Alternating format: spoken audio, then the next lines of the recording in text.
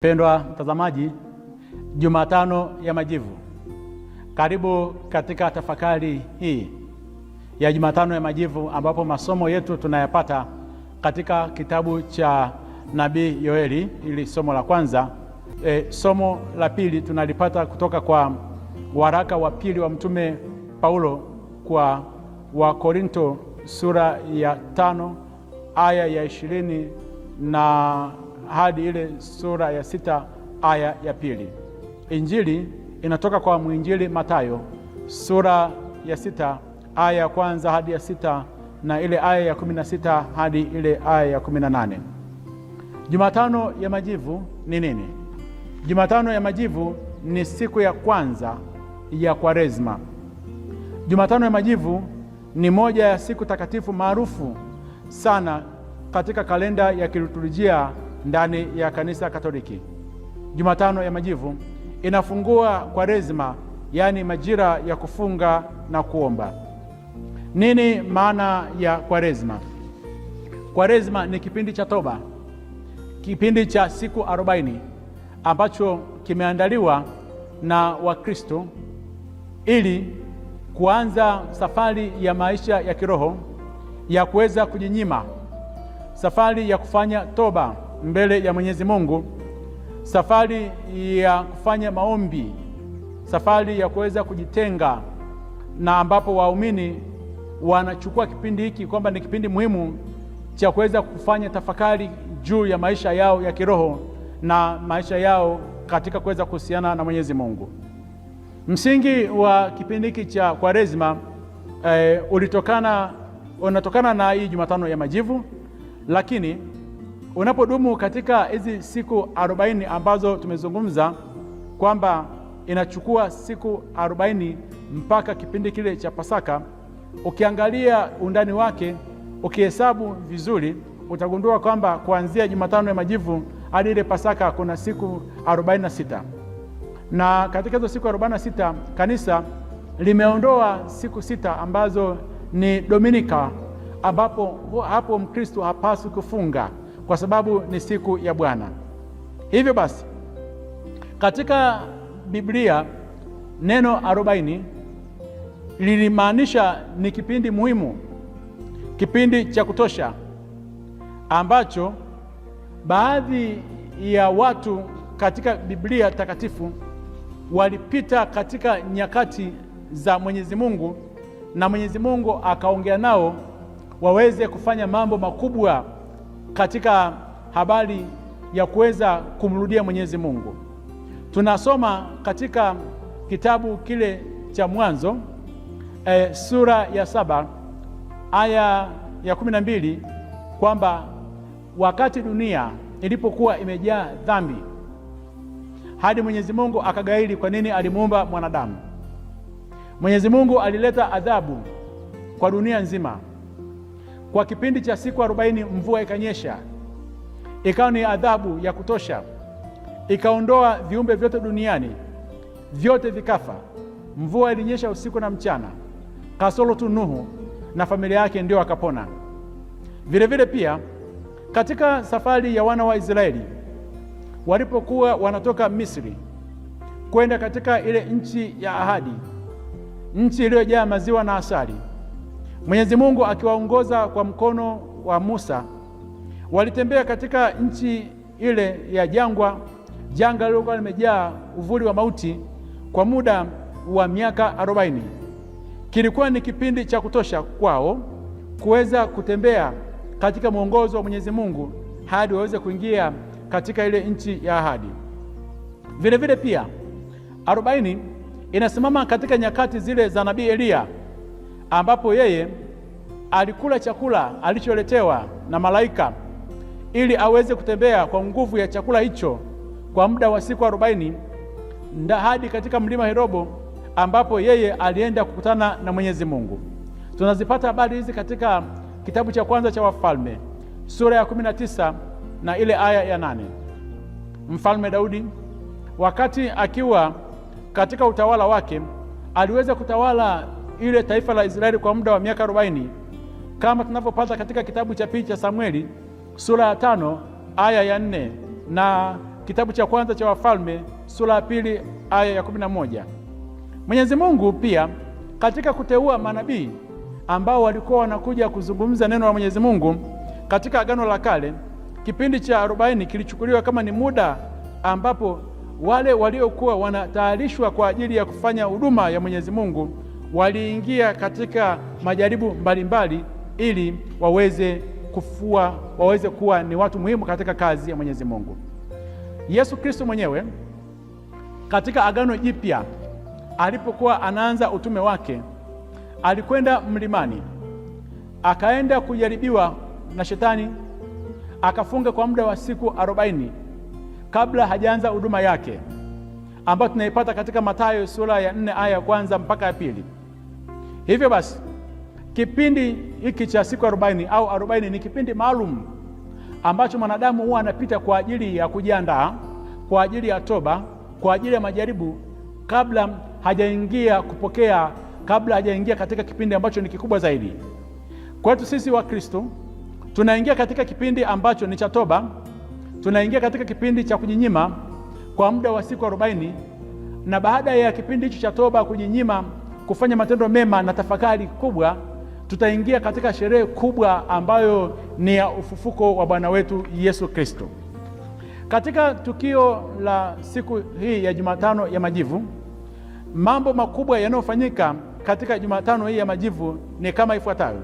Ya kwanza, watu wanakwenda kanisani katika nyumba ya ibada, na wakifika pale kuna ibada ya misa takatifu.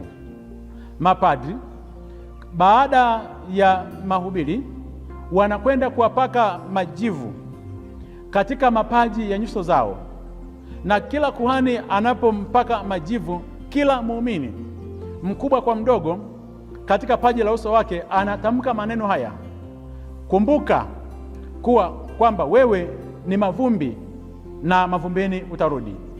Pia kuhani anaweza kutamka maneno mengine: tubuni na kuiamini Injili. Majivu ni nini? Na pia majivu yanaashiria kitu gani? Majivu ambayo wanapakwa watu katika sikukuu hii au katika siku hii maalum ya Jumatano ya Majivu yanatokana na matawi ambayo yalitumika mwaka jana katika sherehe ile ya Yesu Kristo kuingia hekaluni kwa shangwe. Mitende inaletwa kanisani, inachomwa. Baada ya kwenda kuchomwa, ndipo watu wanapakwa katika paji la uso zao. Majivu yanaashiria huzuni, majivu yanaashiria kifo, na katika habari ya huzuni, majivu pia yanaashiria dhambi, kwamba mwanadamu amefanya dhambi na kusababisha mgawanyiko ndani kwake na pia kwa Mwenyezi Mungu. Katika Biblia takatifu, tukisoma katika kitabu cha Esta sura 4 aya ya kwanza, tunakutana na habari ya mtu mmoja alikuwa anaitwa Mordekai. Huyu Mordekai alivaa nguo za magunia na majivu aliposikia habari ya mfalme Ahasuero wa Uajemi ya kwamba Wayahudi wote katika ile eneo la Uajemi wanapaswa kuweza kuuawa. Mordekai aliamua yeye kuvaa magunia, akajipaka majivu kwa ajili ya kuweza kuomba toba kwa ajili ya taifa zima la Israeli liweze kuokolewa, na kwa kitendo hicho taifa liliweza kuokolewa. Katika kitabu cha Ayubu sura ya 42 aya 6, mwishoni kabisa mwa majaribu ya Ayubu, Ayubu anatubu akiwa amevaa magunia na majivu. Na katika mji wa Ninawi tunasikia kwamba watu wa Ninawi walitenda dhambi. Mwenyezi Mungu akamtuma huyu nabii Yona aende katika nchi ya Ninawi kwenda kuhubiri habari njema kwamba watu waweze kuongoka, waache uovu, na watu wote kuanzia mfalme hadi mtu wa chini na wanyama wote wakatangaza kufunga. Na tendo lile la kufunga walivaa nguo za magunia. Hata mfalme akafunika nguo zake za kifahari, akavaa magunia, akaketi katika majivu. Hakuketi katika kiti cha ufalme kama alivyosema nabii Yona. Tunapata habari hizi katika kitabu cha Yona sura ya 3 aya ya 5 hadi ya 6. Majivu katika historia ya kanisa Mwanzoni kabisa mwa historia ya kanisa, Eusebius ambaye alikuwa ni mwanahistoria wa kanisa aliandika katika kitabu chake cha The History of the Church kwamba wakati mmoja kuna mtu mmoja alikuwa ameasi imani. Mtu huyo alikuwa anaitwa Natalis, ishara kwamba anarudi kwa Mwenyezi Mungu katika ile imani alikuwa ameiasi. Alipofika kwa papa ambaye alikuwa anaitwa Zephyrinus, alikuwa amevaa magunia na majivu akiomba msamaha, na kwa kitendo hicho aliweza kuhurumiwa.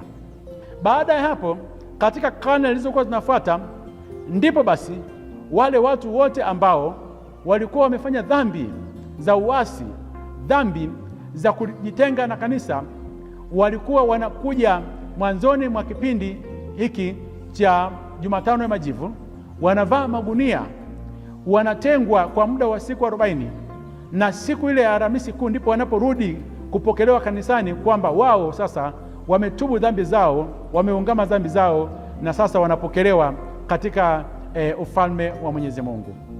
Maandiko mbalimbali ya katika historia ya kanisa wanasema kwamba majivu pia yalitengenezwa, yaliandaliwa pia kwa ajili ya watu ambao walikuwa wanakaribia kufa. Mtu akiwa anakaribia kufa alikuwa anakaa kwenye majivu, ishara ya kufanya toba kwamba anaondoka katika dunia hii, yeye ni mavumbi na mavumbini atarudi, na nafsi yake iweze kupata usalama na kwenda huko mbinguni. Waaminifu wengi katika kipindi hicho walitumia Jumatano ya Majivu kwamba ni kipindi cha kuweza kujipanga na kuweza kuwa na mahusiano yao na Mwenyezi Mungu. Kwa ujumla, katika Jumatano ya Majivu watu wanakumbuka kipindi cha toba. Katika Jumatano ya Majivu watu wengi wanapumzika nyumbani wakifanya tafakari juu ya maisha yao, kwamba Mwenyezi Mungu yeye ambaye ni mwenye huruma aweze kusamehe katika swala zima la uovu wetu. Kuhani anavyompaka majivu muumini ambaye anakuja kwa toba, anavyopakwa majivu katika paji lake la uso, manake anawekewa alama, kwa sababu katika paji la uso ndipo ambapo mwanadamu wakati wa ubatizo anapakwa mafuta ya krisma katika paji lake la uso. Wakati wa kipaimara anapakwa mafuta katika paji lake la uso. Vile vile pia hata mgonjwa naye pia anapakwa mafuta pia katika paji lake la uso. Katika paji la uso ni eneo ambalo linaweka muhuri wa maisha yake, na ndio maana anaambiwa maneno haya, kumbuka kwamba mwanadamu wewe ni mavumbi na mavumbini utarudi. Katika siku ya leo, Wakristo ambao wanafanya makosa makubwa ya toba wanasamehewa. Jumatano ya Majivu, padri anavyobariki majivu, yaani anawaambia watu watubu na kuweza kuiamini Injili, anawapatia nafasi nyingine kubwa ya wao kwenda kufanya tathmini ya maisha yao. Na kama zamani ilivyokuwa kwamba walikuwa wanamwagiwa majivu kwenye nguo zao, walikuwa wananyunyiziwa majivu kwenye nguo zao na kutembea kwa muda wa siku 40 wakisali Zaburi 7 za toba ambazo walikuwa wamezitubu, na kwamba kanisa baada ya hapo lije liwapokee. Ndivyo na sisi tunavyoanza hizi siku 40. Hivyo basi, katika Jumatano hii ya Majivu, kama neno la Mwenyezi Mungu linavyozungumza kutoka kwa nabii Yoeli, anavyosema kwamba lakini sasa asema Bwana, nirudieni mimi kwa mioyo yenu yote. Anataka tumrudie Bwana katika kuweza kuomboleza, kuweza kularua mioyo yetu na si mavazi yetu. Amesema yeye ni mwenye neema, amejaa huruma, si mwepesi wa hasira, aweza kutusamehe. Anasema tupige tarumbeta katika maeneo mbalimbali. Ndio maana leo tunapiga tarumbeta kwamba tumrudie Bwana, tukusanyike mbele zake. Wazee wawakusanye watoto wao. Ni siku ya kuwabeba watoto wote. Usije ukamwacha mtu yeyote ndani ya nyumba yako, mpeleke katika nyumba ya ibada akafanye toba. Na kama Mwenyezi Mungu alivyoweza kumsamehe Daudi katika ile Zaburi ya 51, yeye ni mwenye rehema, atatusamehe dhambi zetu zote na kutuhurumia. Atubariki na kutulinda Mungu Mwenyezi, Baba na Mwana na Roho Mtakatifu. Amina.